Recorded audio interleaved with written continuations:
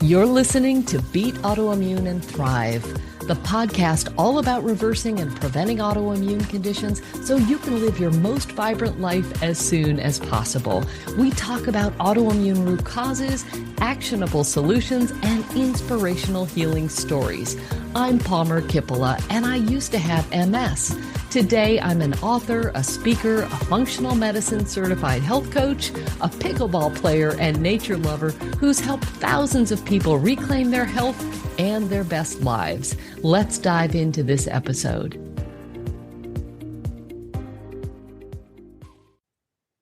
Hello and welcome. I am super excited to be joined today by functional medicine pioneer, Dr. Jill Carnahan, medical doctor.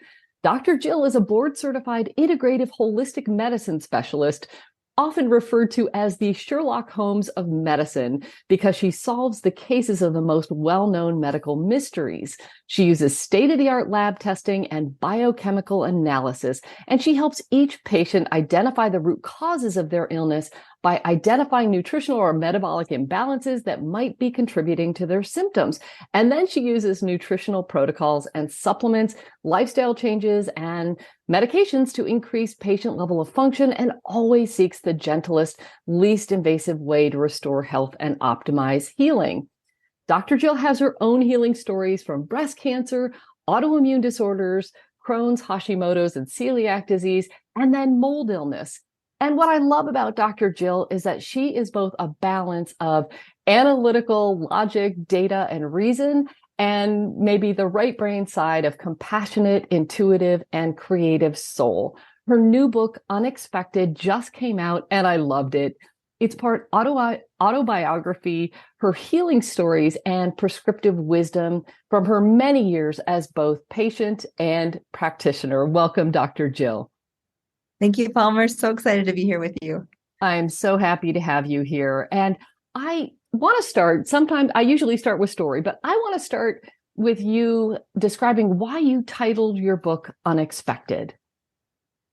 Yeah, so, it's been about 7 years since the first idea came to my heart, and I really prayed and meditated through it.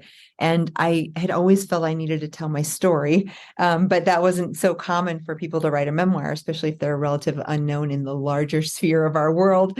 But I kept feeling like that's a connective tissue. And then the title, as you know, writing a book, you think, okay, what am I going to call this? 2 years before I published the book, I was at a Christmas party with my staff, and I got this gift that was a surprise. It was like a white elephant, and it was a bracelet from Alex and Ani, and it was called Unexpected Miracles. And it talked about basically in our life, if we have this perspective of viewing, expecting the unexpected, or expecting things to seeing surprises and suffering and difficulty and looking for the good in all circumstances. And to me, that epitomized unexpected miracles is something really beautiful. And whether you believe in God or not, a miracle is kind of like an unexpected happening that you didn't plan for. And that fit everything that I believe to be true.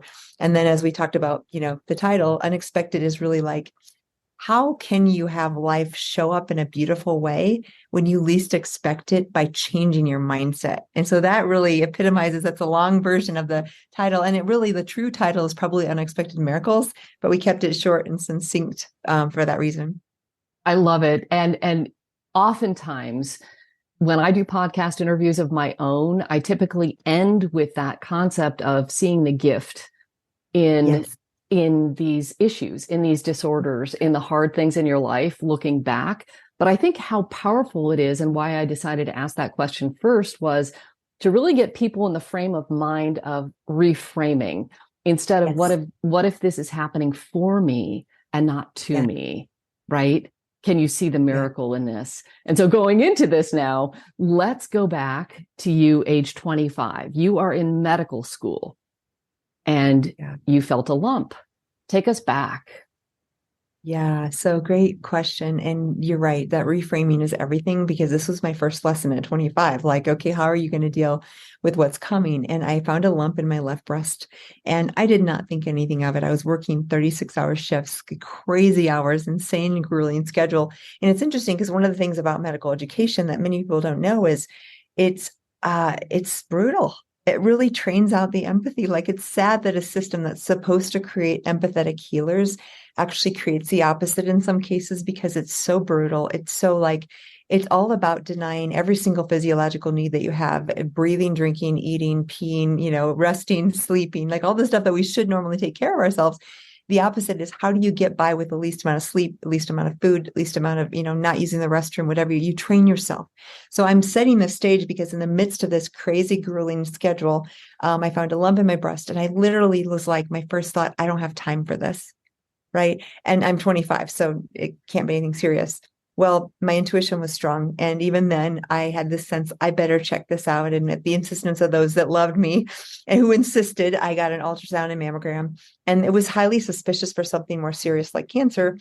Got a biopsy, and I'll never forget the day I got the call from the surgeon who said, "Jill, I don't even know how to tell you. You're the youngest one we've ever diagnosed here at Loyola." Now, sadly, since then, there's been, lots of women in their late teens and even early 20s with breast cancer, which is very sad. It's still rare, but way more than there was 20 years ago. Yeah. But I got a diagnosis on that phone call of aggressive breast cancer. And to put it in perspective, I was with a group of young women that were being treated for breast cancer, all under 40. So I was the youngest of them in Chicago, and I'm the only one still living, Palmer. Yeah. That speaks to the type of breast cancer for sure, but it also speaks about you, and we'll get into you and everything that you've done and so forth. So you went, as my understanding is, through all you could do to throw at the cancer, right? You were in a conventional medical school. And so you did with what any, self-respecting, very bright young woman would do. You followed doctor's orders and did the chemo radiation surgery. Is that right? I did. And it was so funny because I'd always known there was more holistic options. And I went into medical school with the idea that we can reverse disease, and that we have all the platform you've been teaching with your own life and illness and everything, and how that we have a choice, and we can often change the trajectory of illness. But when you're faced with a life-threatening cancer, then the rubber meets the road, and what are you going to do? And they definitely recommended. Now, it's interesting because the one thing I always say too is, patients facing life-threatening illness, we think it's black and white. We think, okay, here's on the platter the exact XYZ that we do. And it's so not like that. And especially in my case, there was no standard. And even with the best data, I remember even looking at external beam radiation, where they shine the beam of radiation into your breast. It would a little bit hit the heart on the left side, which is where my cancer was. And the improvement in death rate was none. It was just a decreased recurrence rate. And I thought, well, why would I do something that has no proven increase in longevity or decreased mortality?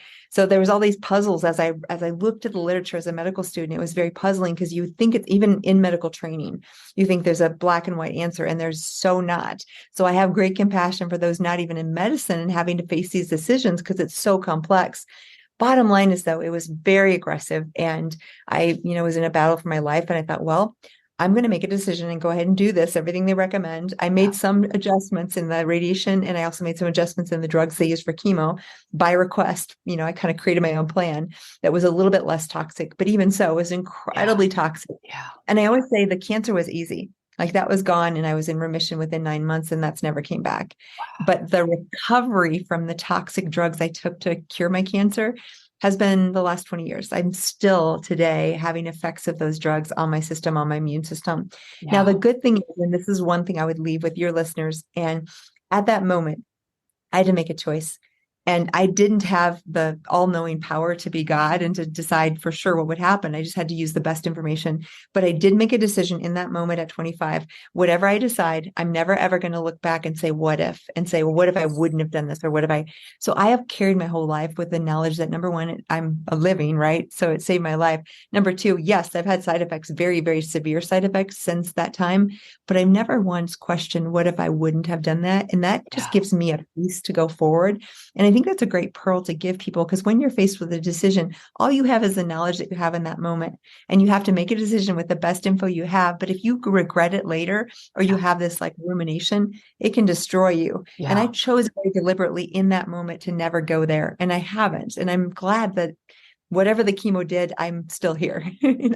I love that perspective, and it resonates so much with my practice. So I serve a community of people that are looking to recover, trying to recover from autoimmune disorders.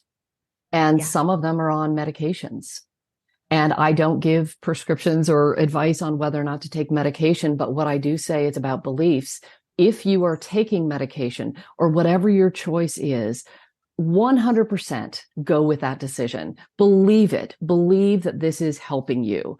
Because if you're out of alignment with that decision, I don't know, but my sense is that you're going to have more internal chaos, right? You want to be aligned with what you decide. 100%. And part of the journey, the book, and you and I's story is how do we really live in authenticity, which is like our mind, body, spirit, our external, our internal, all say the same message. It has the same values. Because if we have this external value of being this way, but then internally we're one way or whatever, and it's very easy to do that. It's hard to live authentically. Our body knows the difference. So it's like the body keeps score, like some of the great trauma teachers, Peter Levine's work and Bessler and stuff. And it does, right? Especially with the realm of autoimmunity. Right. That's right. Oh, that is so beautiful. So part of the healing from breast cancer, you're now back as a medical student and you're making your way through life. And then you were working in the ER. Is that right? Do I have that right from the story? And all of a sudden, you just hit the floor. I did. So it's funny looking back, I was so sick after chemo. I mean, I was bald. I was the lowest weight I'd been since maybe 12 years old and malnourished. My gut was destroyed by the chemo. So I had all these residual side effects of the toxic drugs that cured the cancer maybe, but did not do anything good for my reproductive system. I went into premature menopause. Thank goodness after 2 years, I actually got my periods back. So I didn't permanently at 25, but for 2 years, I was menopausal with hot flashes because it destroyed my ovarian function. All this to say, though, the interesting thing is I went right back to work because I did not know how to rest. I didn't know how to take care of myself. And I didn't know how to even tell someone, you know what, I'm really not well yet. I just thought, I can't complain. I got to do this. It's that strong stoic and it's part of the system. It was part of my farm family growing up. Where you don't complain, you work hard, you try hard. And I was going back to work rotations with fevers. Like I was not well. I didn't tell anyone. And I continued to work for 4 to 6 months. And what you mentioned, I was in the ER in a rotation doing emergency medicine, and I was taking a patient's blood pressure and I passed out cold. And I ended up in the hospital that night for emergency surgery for an abscess. And I woke up the next morning with the surgeon basically saying, Jill, we took care of the abscess. You have Crohn's disease. So all of a sudden I had new diagnosis it was all within a year and a half of the cancer diagnosis. And I was faced with autoimmunity for the first time and another life-threatening illness. Yeah. And this time it's so interesting because you went and saw your gastroenterologist. And what did you ask him and what did he tell you? Yeah. So I went and I was like, well, what's happening? What's this thing called Crohn's? I knew of it because of medical training, but now it was me. So I was asking lots of questions. He basically said, Jill, and you're going to just cringe at this like I did, but I didn't know any better back then. This is lifelong. There is no cure. You're going to need immune modulating drugs. You're probably going to need steroids. There's likelihood that your colon or part of your colon will be removed through your lifetime, and it's incurable. He made sure to tell me a couple of times there's no hope, basically. And of course, I'm this optimist, like, really, can that really be true? And this is where my analytical head heard him. I heard the medical dad. I understood what he was saying. My heart, my intuition was like, that can't be right. Surely we have some control over this. And you and I know we do, right? But at the time I was still trying to navigate, what does this mean? And the last thing I said before I left his office was, Doc, I want to do whatever I can. What diet can I do? Does diet have anything to do with this? He did not pause, stop. He just said, Jill, diet has nothing to do with this. And once again, my heart intuitive sense, even though I didn't have a traditional, like long nutritional training, I was like, that can't be right. That cannot be right. This is a gut disorder. It's my immune system overreacting.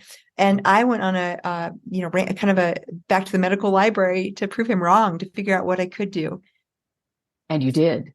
And you I did. You found a food plan that worked. So tell me about that. Yes. So I came across Elaine Gottschall's specific carbohydrate diet. She wrote Breaking the Vicious Cycle years ago. I think it was in the 80s or 90s. So it was well before I found it. And she had had a daughter with ulcerative colitis, and she found a pediatrician who had a diet that was helping. And what this diet does, there's many that can work in some way. This one in particular is good for inflammatory bowel disease. It takes out certain disaccharides and monosaccharide sugars that feed small bowel overgrowth of both bacteria and yeast. And I didn't know any of that. I just thought, well, what do I have to lose, right? Like diet's free except for the changes and stuff. And I didn't go on steroids. I had just gotten over an abscess infection. So I knew enough to be like, oh, steroids don't seem right. So literally, I was on a very mild medication for inflammatory bowel, not an immune modulator. That was it. And then I changed my diet. And Palmer, within 2 weeks, my fevers were gone. My symptoms were clear. I wasn't cured in 2 weeks. It took me probably a couple years to really reverse the microbiome imbalances and all the inflammatory changes that were contributing to the autoimmunity. But my story is just like yours. It is, we have something called reversible autoimmunity. Not everyone, but many, many of us, if we find root causes and triggers. And for me, it was searching with the diet, learning the microbiome.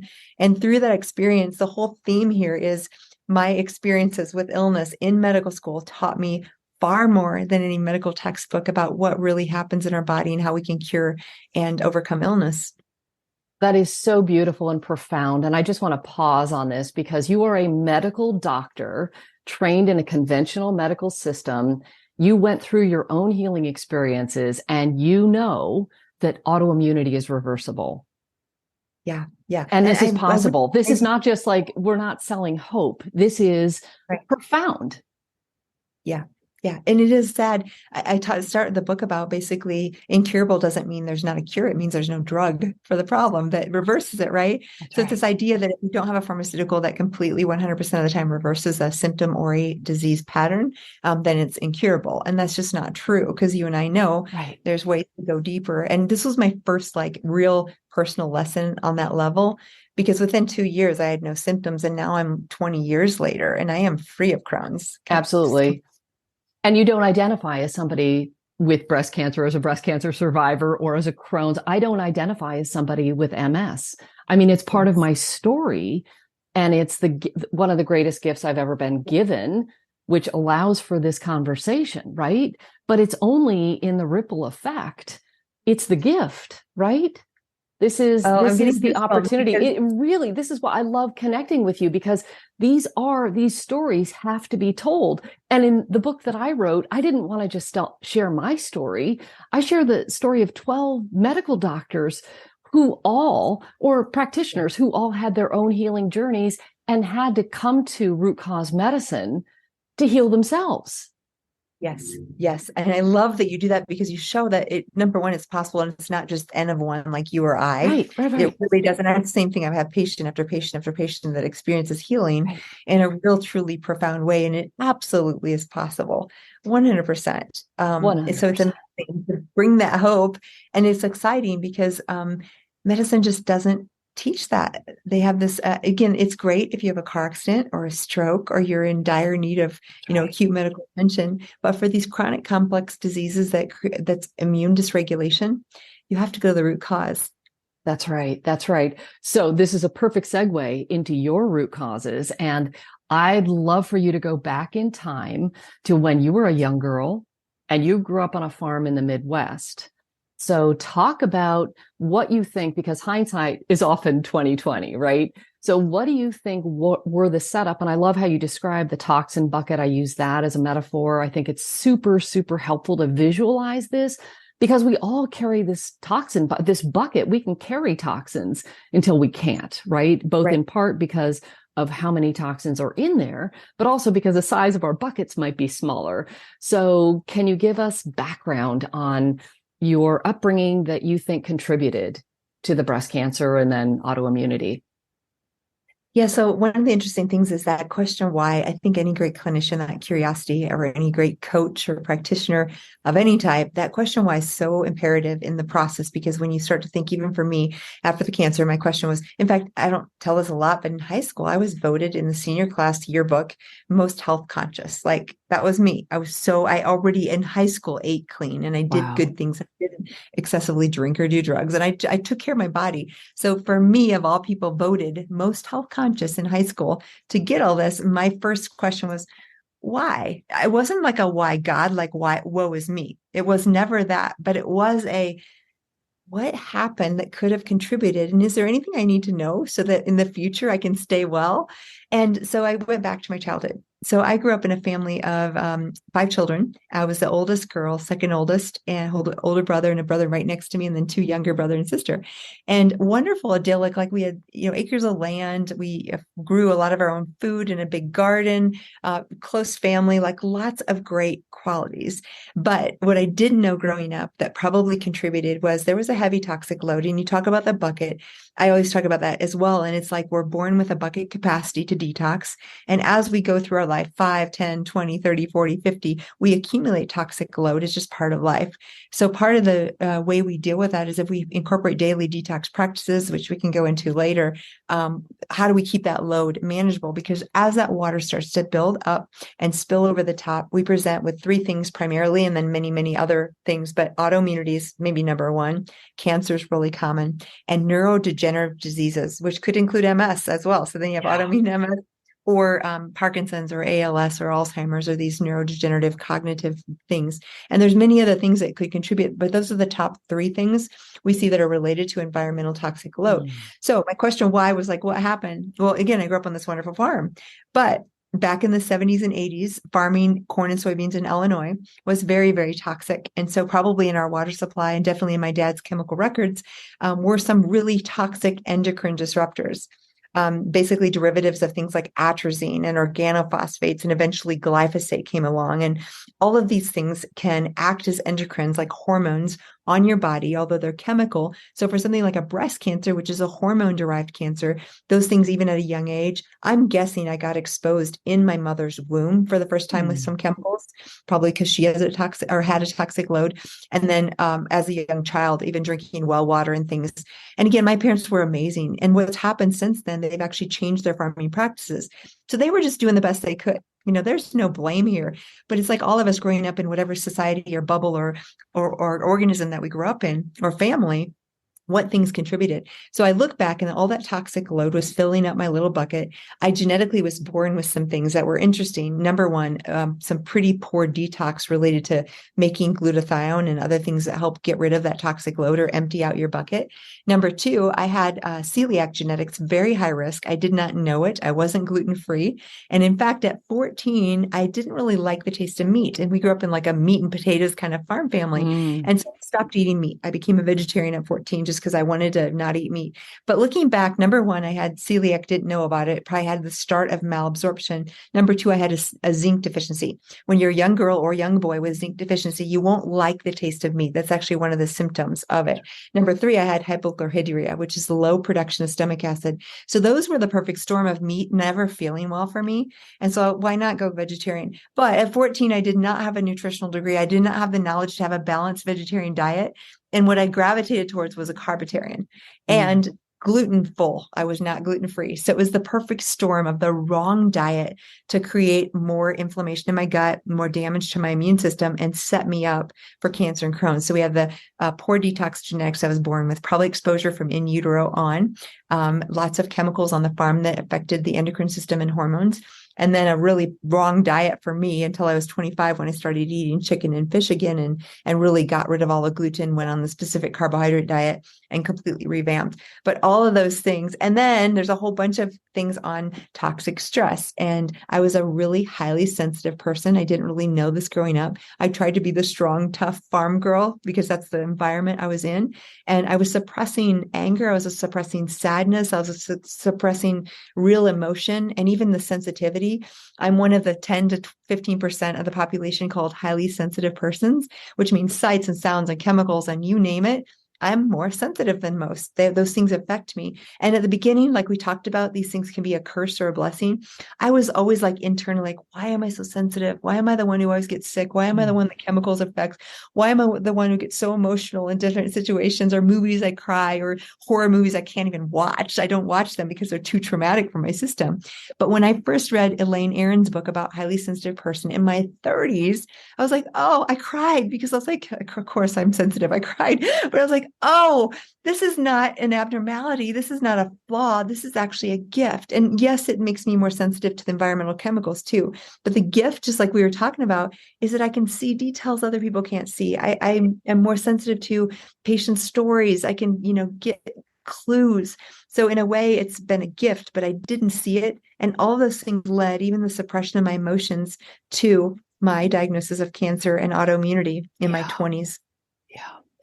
It's such a good story, and it's profoundly common too, in the sense that I think as women, we are often raised to stuff our emotions, or maybe this is a generational thing. I don't know. My dad had been a fighter pilot, and he told me not to tell anyone that I had the MS. Otherwise, they would think I was weak. And so I hid that. So that's another burden to carry, right? But in your family, and I had the same thing, you don't cry. Yes. Because it's weakness. It's weakness. It's weakness. This farm family German stoic, it was you don't cry, you don't, God forbid, don't act weak. So it's exactly the same mentality. Right, and even med school, going right back after I was so sick, I should have taken a year off to rest and recover. Right.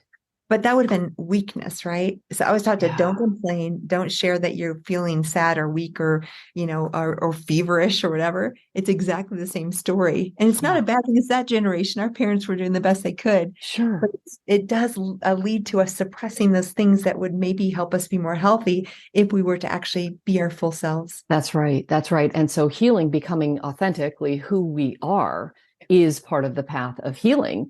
And when we look at these adverse childhood experiences, we hear about abuse and we hear about neglect. And it sounds like your story doesn't have overt kinds of trauma in that way. But as a sensitive child, and maybe many people fit that category, we're just trying to get love. Yes. We're doing the best we can. And so we start developing core beliefs that we're not worthy, or right. And so this is part of, I think, the setup of autoimmunity for sure, probably cancer. I hear about the C-type personality, right, of stuffing emotion. How do you turn that around? What did you do to begin to heal from that, the stories that we would tell, or the incongruent personality? Love this, because I feel like and this stuff all took until my 40s to really dive deep. I went through a sudden and kind of traumatic divorce right around my 40th birthday that I was never expecting. It was after a 20-year marriage of a really relatively good marriage. It wasn't a bad marriage. But I feel like a husband went through kind of a midlife crisis and came home one day and said, I don't love you anymore. But that was for me, just like we talk about these gifts, it was shocking. It was traumatic. It was very difficult. But looking back, that shook my happy little bubble that I created of illusion. It totally shook it apart. It was like the smashed snow globe, Exactly. And all of a sudden I had to look at, like, who am I? What do I believe? Who am I without the spouse that I thought I'd be married to for the rest of my life? And so I had to look at these things then, and I had to go really deep. I had to realize, number one, I was still good at dissociating and suppressing emotions that didn't feel right, like sadness or anger. I remember the first time I saw a therapist, and I said, I don't get angry. And she laughed, of course, right? Duh. We all get angry. I just didn't even have any concept of that anger in my body. So I had to, number one, somatically kind of go back down, I say, in the heart space. And I would say, you have the head, my analytical mind had done me well for the first half of life. And I loved using that. But that can also be a coping mechanism. When we go into our head and analyze them, we're just dissociated from the body. So part of the healing was going back into my heart space, my intuition, which is actually quite strong, and listening and saying, oh, my chest feels heavy. Maybe I'm sad, or, oh, I feel tight in my body. Maybe I'm angry, and starting to identify how my somatic system would give me clues about emotion, about life, about even answers to complex problems. And when I reintegrated that, it was so powerful in the healing. A couple other things that happened. One was, I was in a group of professional health professionals at a mastermind, and the guy who was teaching was talking about addictions. He had been an alcohol addict and drug addict, and was talking about how we need to have compassion for those who are addicts. And I kind of tuned out because I thought, well, I don't do drugs or alcohol, so that's not me. But moments later, he called us all out and he said, all of you in this room are addicts. And he got my attention, like, what? What are you talking about? But then he went on to say, you all have work as an addiction, and you get your value and your feeling of worthiness and love from the work that you do. And it's not a bad thing, because most of you are making a difference in the world. But if you get your value and your love and you suppress trauma and emotions that you don't want to feel with work, it's still an addiction. And it really hit home for me, because I realized, oh, one of the things that was very common was I would go, go, go. I would not stop. I would just, work 24/7. I loved it. I love what I do. But part of that busyness and working and moving was, number one, because I felt like only was I truly worthy of love when I was achieving or succeeding, which is a very wrong conclusion, because then you're always on this treadmill and no success is ever enough to feel that true love. And then the second thing was that slowing down and stopping or pausing would cause emotions to bubble up, or to me to feel like a little anxious because I'm not doing anything. And I had to learn that just being Jill, just being Palmer is enough to be worthy of love. And it doesn't matter on external validation. And many, many people can relate. I'm sure I'm not the only one, but for me, it was a big lesson to relearn that, and to be okay with sitting still and just being me and not producing or succeeding or achieving for value, because that's never going to be enough. And as you and I talked about earlier, autoimmune by nature, metaphorically, is attack of self. So part of our healing has to be, how do we really love ourselves, love our body? And I shifted the story too. Instead of being like, oh, why did you fail me, body? Like, I always felt like I had a strong mind, but my body was failing me. And I was so mad at my body for like getting cancer and getting Crohn's, and like, and sometimes I'd be exhausted. And I was so mad at my body. I remember this going way back to an example when I was 5 years old playing the piano. I took piano lessons for 5 years. And because I couldn't play it perfectly, I would literally bite my fingers till they almost bled, because I was like, how do I inflict pain on myself? Because I hate myself in this way that it's not performing. And I look back, I'm like, oh, that poor little sweet 5-year-old. She was trying to be perfect. And who of us can be, right? And that anger of myself towards self, that's a root of autoimmune. It's self-hatred, self-attack. So I had to heal from that. I had to start to love this beautiful, precious body that took me through so much. And I started changing the conversation. And I started saying, oh, sweetheart, thank you. You have been through so much. You're such a survivor. You're so strong. Thank you for breathing every day for me, for my heart beating every day. And by loving and having gratitude for this beautiful body that God gave me, it changed. It slowly transformed me. Wow. I have chills now, and I feel like of any part of this conversation, if people hear this and really feel it in their body, I think, and autoimmunity affects, I think, is it 70%, 80% a female thing? There is a fear. I know I had it for many, many years about sitting down and getting still, being quiet. But why? Because if I sat and I wasn't doing anything, what would come up? Tears. And there was a time where I felt like, is the grief ever going to end? Like, I have an unlimited supply of tears. It's scary. It's really scary to feel that vulnerable, especially when we're raised to perform. Be tough and strong, right? Because that was like our signal of like weakness. And both you and I had parents and family that were like, oh, don't cry, don't show weakness. So if we sit and we feel sad, it's like this horror of weakness comes upon us. And I love how you describe, because what I had to learn, and it sounds like you have been there too, grief, sadness. First of all, if we suppress for 40 years, it's going to come up and feel overwhelming, because we've suppressed 40 years of grief, which is what I did. And second, it feels like a tsunami that's going to overtake, that's going to ground you. I remember sitting after some of the therapy I did, same as you, and starting to feel this grief. And I thought I was going to die. I thought, this is going to take me out. Right. Like, and it's no wonder we keep moving and doing so that we don't have to feel that. But here's the truth about emotions. If we sit with it, it's going to feel like wave comes over us and we're going to drown. But if we sit and we stay, all emotions have a waveform. and all emotions will come and go. And if we can remind ourselves as we sit with that emotion that feels like it's going to drown us, and grief is like this too. Grief may be the hardest because it's a true deserved emotion of losing something you love, or life changes as you knew it. And even grief of getting a diagnosis can be this way.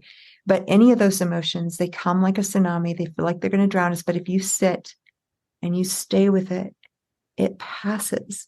And what happens after that is this most beautiful. It's like the sun after the rain. And it's like that feeling of the air and the smell after a lightning storm or a spring rain. It's so refreshing. And all of a sudden you have this one experience where like, okay, I can do this. I survived. That wasn't so bad. Then the next time you have more confidence, and the next time, and I'm still to this day, I still work with when sadness comes. I feel like the life is ending or it's not so good. But you know what? That wave comes and it goes. And even you listening, if you have had this or you're scared of feeling that, the only way to heal is through. You can't suppress that and get well. And it's hard, but it's so worth it if you can learn to ride that wave. Oh, I just feel more waves of chills going up my body because that's how I resonate with truth. And it really is that way. And I've interviewed Dr. Joan Rosenberg, who has that book, 90 Seconds to a Life You Love. And she talks about riding those waves of what we perceive as negative emotions. Mm-hmm. They're not necessarily even negative, right? But we just have to allow all of it. What's more harmful is suppressing it, not allowing it to come up and out. So talk and about, I want to say please. It's so important. There are so many situations where people take medications for anxiety, depression. So this is not a comment or a judgment at all. And if you have suffered with depression, anxiety, and meds are helping you, or you've been on meds, please know this is no critique on that. But those kinds of meds and other things we use to suppress our emotions, so overeating, gambling, sex addiction, drugs, alcohol, work, or any other thing you could name, right? What we do is we stamp down, we try to suppress this thing we don't want to feel, that we're afraid of. And again, meds can do it too, and they do it really well.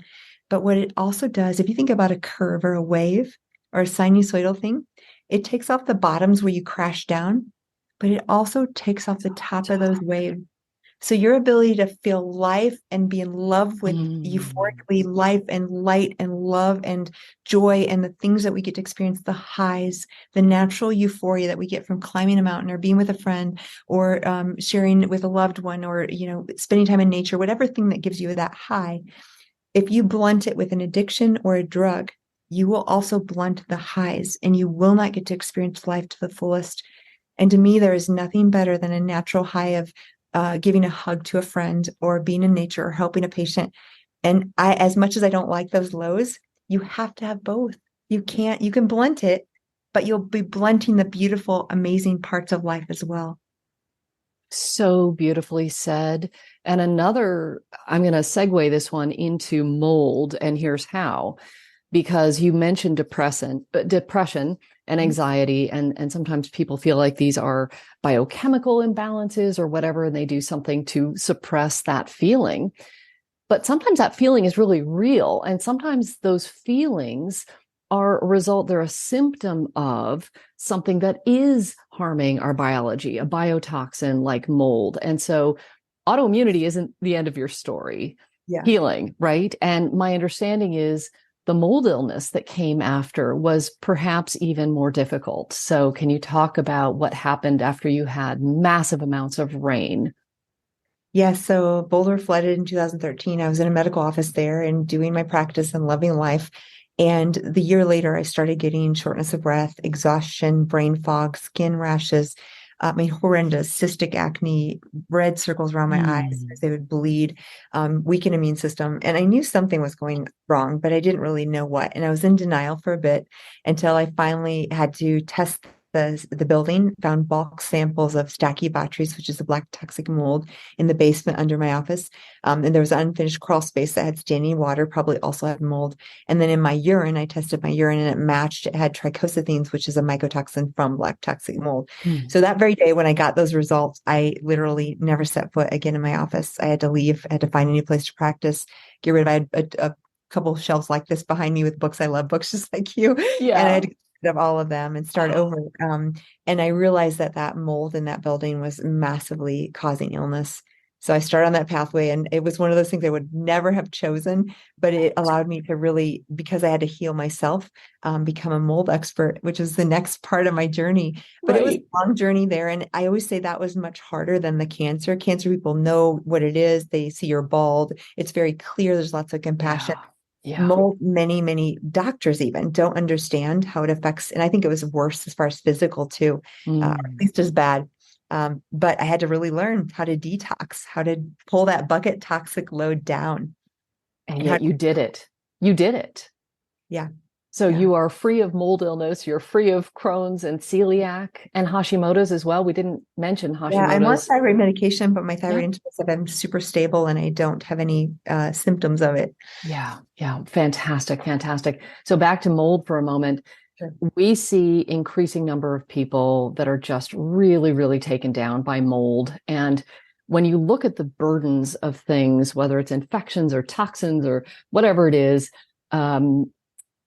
can I ask what your opinion is? You've seen thousands of patients, and across all of them, if you're looking at yeast and parasites and mold and Epstein-Barr and you've got chronic Lyme and so forth, is there something that's weighing more heavily on the immune system? And I know there's always an order to go about things. And I've heard you talk about Lyme and how we all carry some burden of chronic infection. So tell me, where does mold fit in to your diagnoses and how you treat people? Yeah. So what I'll try to do in just a few minutes is take something super complex and say at the basic, this is where we're at. So almost all complex chronic illness, especially autoimmune disease, which is probably the number one thing I see and treat, is a core level of toxic load plus infectious burden.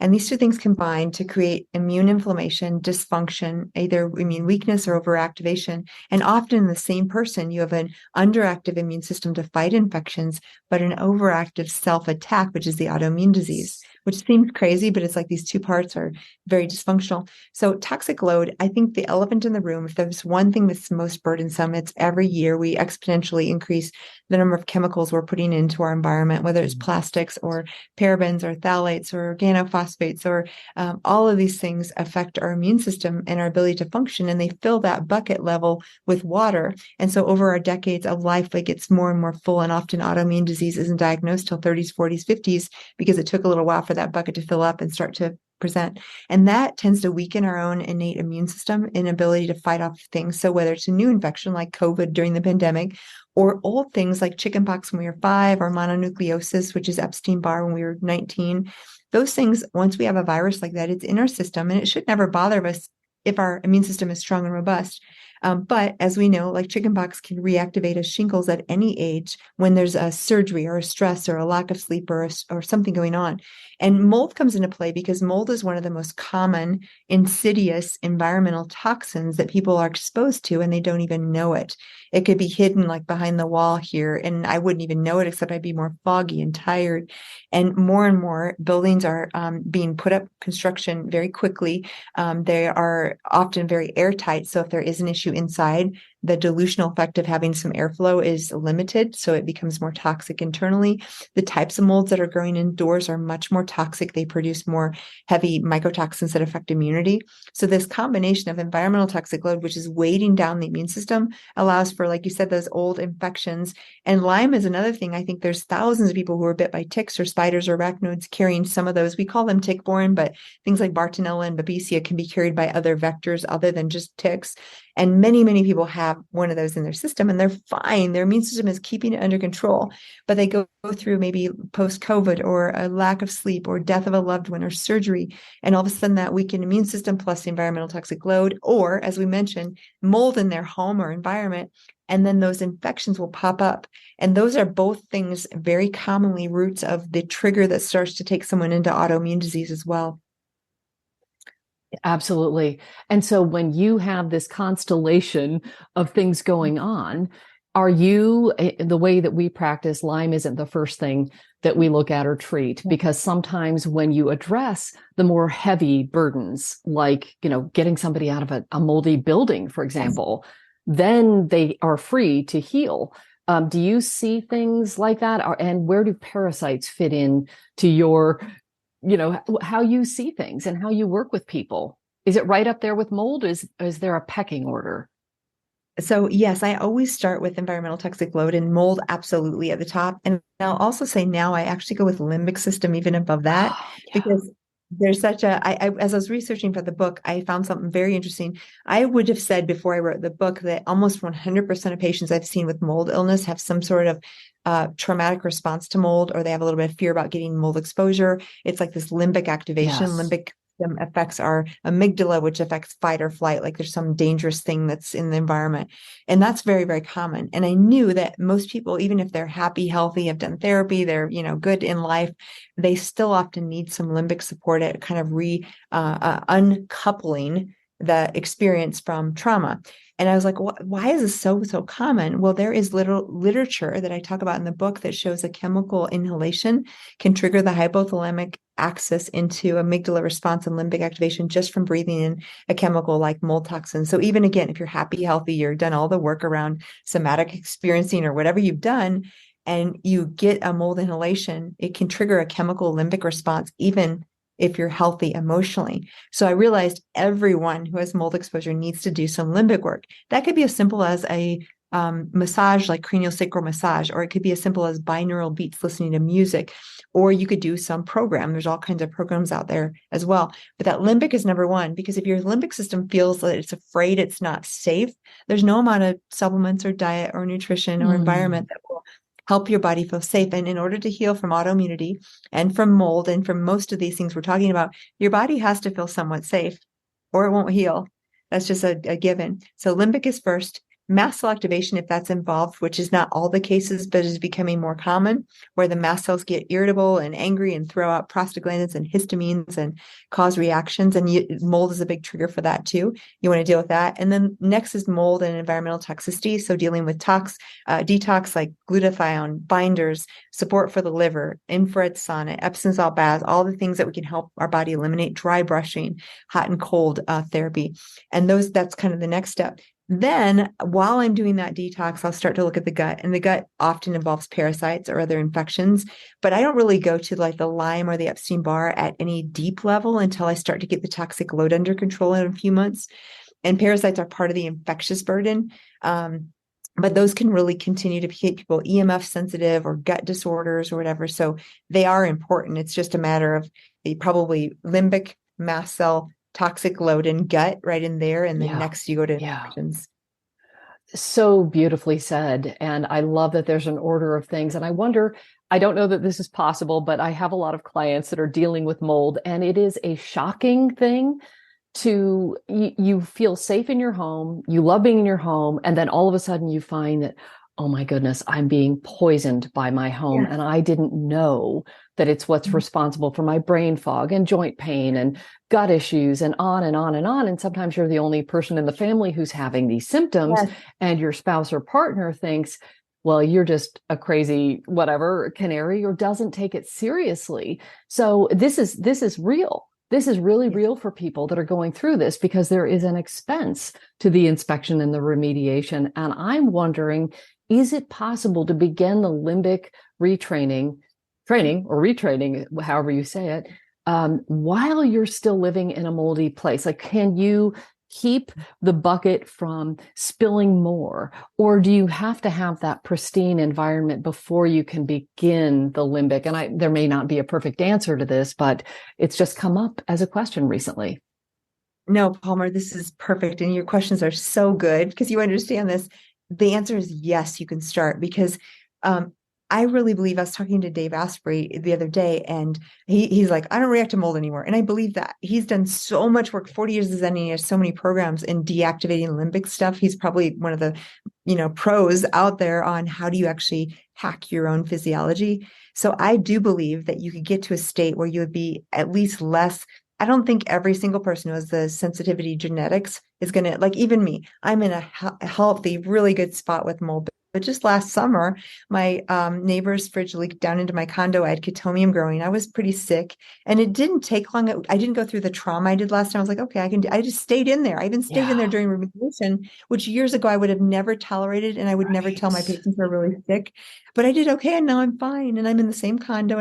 But what happened is over those like 6 years, I did tons of work on the limbic system. So I decoupled some of the trauma that mold has on me. Now, again, physically, I still am sensitive, but I know right away what to do. And I also don't panic, but I did a lot of work around changing that. And Dave will go on to say, I don't have any reaction at all, which is amazing. And I believe Amazing. him. Yeah. I'm not quite there because Right, I right, still right. react. Right, And right, most of right. the clients like you and I see, I would say you're probably going to lifelong have some reaction. But what you want to do is the resilience, that word, which is in my title because I love it so much. It is all about how do we know exactly what we need to do to get right back on track and like say we get a mold exposure, Yeah. take the time we need rest, do a bath, do a sauna, take some charcoal, and within 24 hours, I'm better. So I know what to do. And that's what, when we have those tools, then we don't That's fear it right. so much.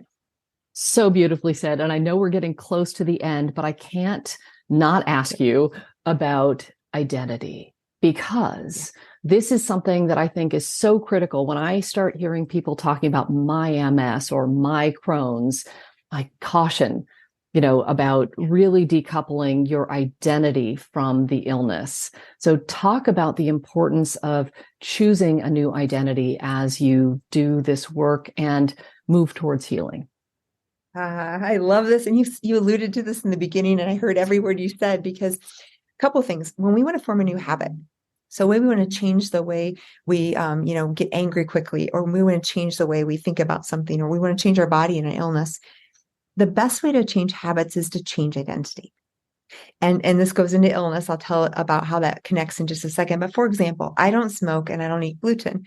Those are who I am. They're not a choice I make every day. So if someone offered me a cigarette or a piece of bread that had gluten, there's not even a thought of, do I want that today or not? I don't have any decision-making fatigue because I am a person who is number one, health conscious. Number two, I'm gluten-free and I am non-smoker. That's who I am. So there's never, never, never even the slightest bit of energy taken to make those decisions because it's an identity. So if you want to create a new identity with health and healing, part of that is, or a new habit, I should say, part of that is becoming. So many people want to lose weight, all of a sudden, like, well, I am a healthy person, so I don't eat donuts or whatever thing that they're trying to overcome. It could be anything at all. But if you all of a sudden start to, and when you start, you may not believe it. But when you reinforce that pattern in your subconscious will automatically make it happen. So you can actually change through mantra, through meditation, through prayer, through journaling, your identity of who you want to become. And what you and I have done, and I think this is so powerful, even to this day, 20 years ago, I had breast cancer. I am technically a breast cancer survivor. I never use that word. And if someone were to ask me today, and I'm like thinking about something else, and like breast cancer, did you have it? I almost have to like shake myself and say, did I have? Yeah, I guess I did have breast cancer, but it's so foreign that I'm a breast cancer survivor because that's not my identity. And it never was. In the midst of that, I was like, no, I'm going to overcome this. I'm not going to become my diagnosis. And granted, I have a great deal of compassion for those of you who are suffering. And sometimes there's comfort in like, oh, this happened to me. But when we shift that, this thing happened for me, and it's just a one little bump in the pathway of life. And as we started our conversation, if you can reframe it and look for unexpected miracles or gifts in the midst of your suffering, all of a sudden you might find that the teaching, the experience, and the learning that you get during this difficult time is the best thing that ever happened. Wow, I have chills again. What a perfect way to end, Dr. Jill. This was a magnificent conversation, such a privilege to have this conversation with you. And I really encourage people to get your book. It's so beautifully written. It's such a magnificent story that's told with your story as the canvas, but the canvas upon which you paint prescriptive advice. And this is not just from your own personal experience, but the wisdom of treating thousands of patients over the years. And I think you did a really beautiful job. So can they get the book at should they go to readunexpected.com? Is that the place where they should go? Yeah, so readunexpected.com is where you get all kinds of freebies. I have a secret chapter I recorded that's not in the book, a mast cell activation lecture, a free coloring journal. So if you want to kind of get your inner child in color, that's all free there. But you can grab the book there or anywhere you buy books, and then go back to Read Unexpected to get the freebies. Yeah, go do that. And thank you for your service to humanity with what you're doing and sharing your stories and your vulnerability. How much power there is in that and these expansive conversations. It's just an honor to be on this journey with you. Palmer, I feel the same. Thank you for all that you do in the world. And it's you're one of those people that, again, the energy here is beautiful. I have so much gratitude for all that you've done for your own health and all that you do to change other people's perception of health as well. It's amazing. Thank you. Be well, Yep. my friend. Thank you so much. Bye for now. And that's a wrap. Thanks so much for tuning in. If you enjoyed this episode, be sure to subscribe, share it with your friends and family, and if you feel inspired, please leave a quick review so other people can find it too. Now, if you want to beat autoimmune and thrive, make sure you sign up for my free video training at freeautoimmunetraining.com. That's freeautoimmunetraining.com, and watch the first video right away. Take good care. Bye for now.